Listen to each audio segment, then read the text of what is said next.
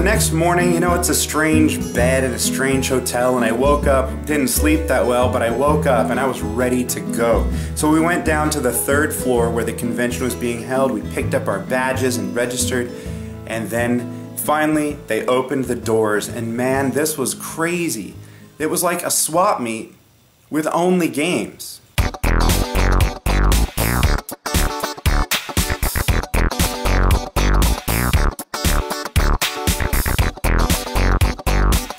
They have everything ranging from Atari to Nintendo, ColecoVision, Intellivision, PlayStation 1. I saw a lot of TurboGrafx 16 games. They had imports from Japan, rare games, things I've been looking for forever that were basically decent prices. And there were 2 kinds of vendors I noticed. There were some that were definitely in it as a business. Other people, it seemed like they were there because their wife said, you have way too much stuff and you need to sell some of it off. And a lot of these guys were giving us insanely good deals.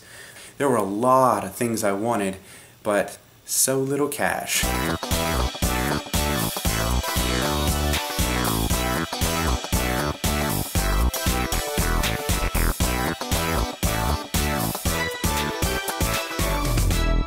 And then partway through the show, there was an announcement over the intercom that David Crane, the creator of Pitfall, was going to make a special announcement. And we were anticipating this announcement, and we didn't really know what to expect. But we went down, and he introduced the Jungle Adventure concept, Kickstarter.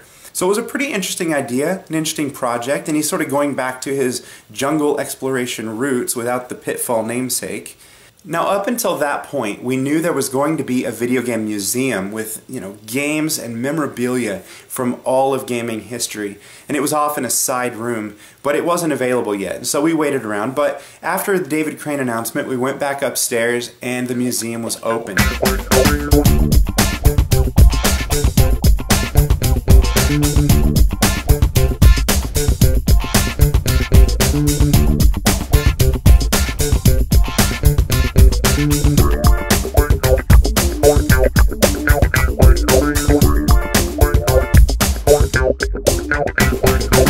It was a pretty interesting tour just to watch the evolution of gaming as a media and art form.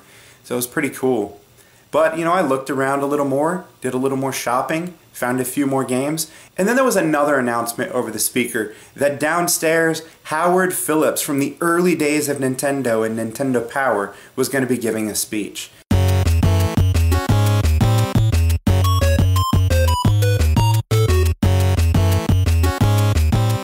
So I went down there as quick as I could. I missed the very beginning, but I snuck down and sat in the front, and he told us a lot of interesting stories.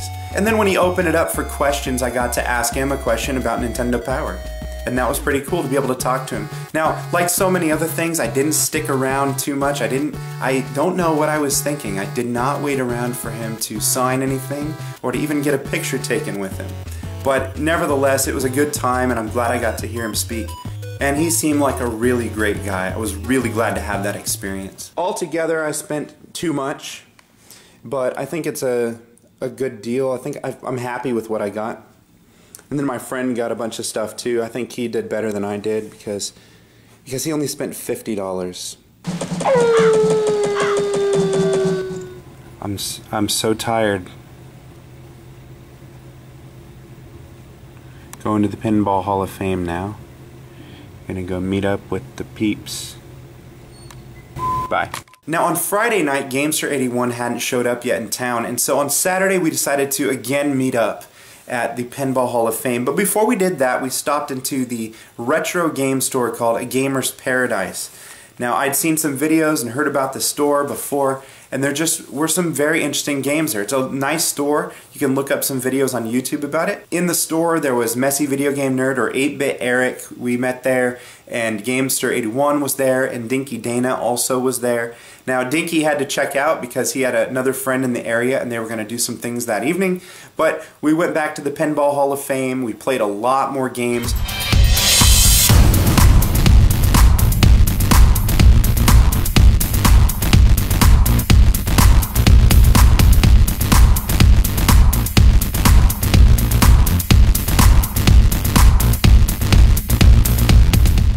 John introduced me to some really cool, unique pens. There was one that was actually a 2-player pinball machine, where if you died, the board would actually rotate and it would give the other person a turn. It was really interesting to watch that board tilt back and forth, and you're trying to rake up points while you have control of the ball. And there was another pen that actually had a completely different setup. It was more of a vertical pinball machine, and apparently, according to the sign, there's only 2 of them in the world.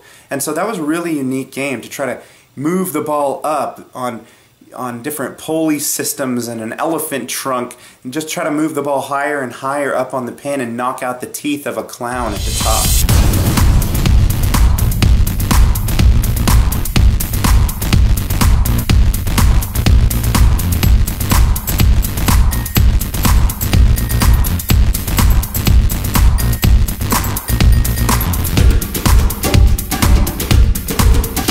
After spending some time at the Pinball Hall of Fame, a few of us who were there decided to go out and get a bite to eat.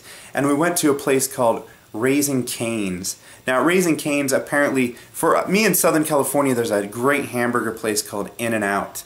And Raising Cane's is very similar to In-N-Out. The menu is very simple. It's chicken fingers and fries, and they had a special secret sauce that you dip your chicken in. And so we all hung out together and just chatted and talked about our hometowns and the various things we've been up to over some chicken fingers. It was great.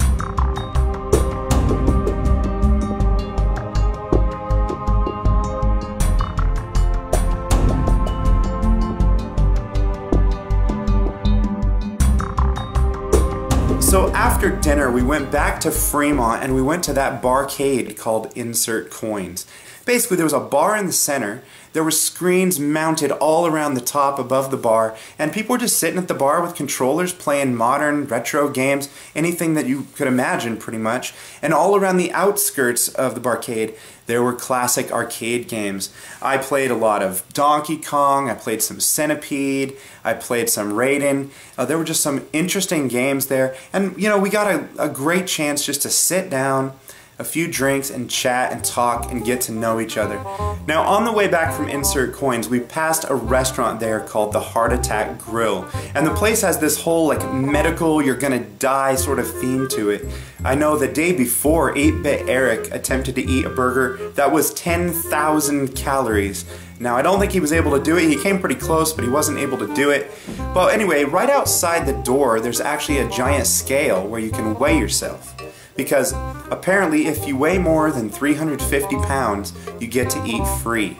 So Eric stepped on the scale and you see it going up, and you know, he gets off, he's just an average weight. John, Gamester 81, goes on the scale and he doesn't know it, but I sneak up behind while he's standing there, and I hold on to a rail and I press down on the scale with my foot, and I'm just kind of pulling it up slowly. And so at first it says, you know, he's 100, 200 pounds, and then it's going higher, 250, 300, 400, 500 pounds, and he's looking around like, what the heck's going on? Anyway, we had a good laugh, and we, you know, went back to the casino and tried to find some tables to play some games on, and, you know, about 1 o'clock I decided it was time to go to bed, so we said goodnight, and that was the end of the second day.